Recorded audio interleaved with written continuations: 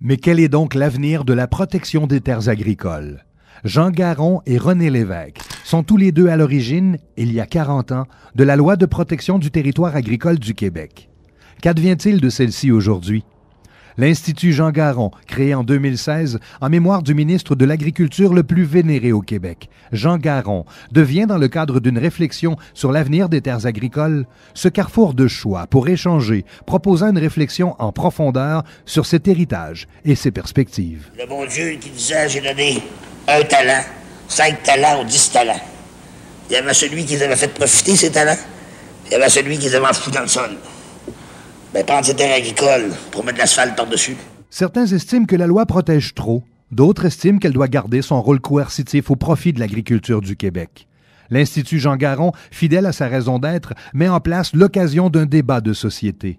La méthode est originale. Cela commence par cette conférence de presse numérique. À ce moment-là, l'article 105 joue, il n'y a aucun problème.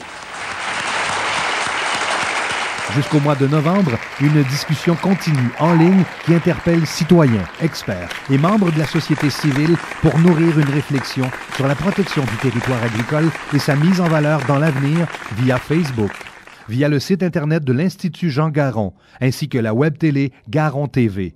Et ce, avec un questionnement basé sur divers textes d'experts, d'opinions ou d'articles, ainsi que de témoignages et d'entrevues vidéo. On le sait, notre territoire agricole est restreint et composé de terres qui n'ont en principe pas toutes la même valeur agronomique ou, si on veut, la même polyvalence. Cependant, elles ont toutes leurs spécificités et leur potentiel à développer.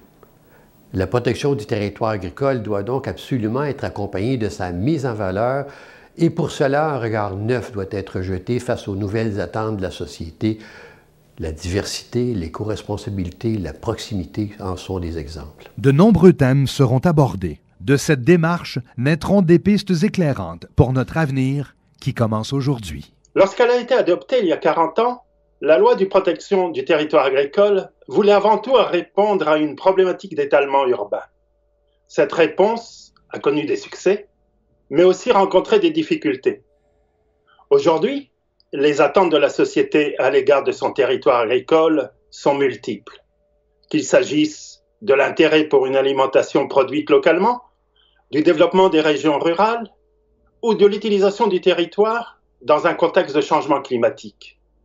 C'est l'ensemble de ces enjeux et de leurs implications que l'initiative de l'Institut Jean Garon se propose de passer en revue, avec la participation la plus large possible de tous les acteurs concernés.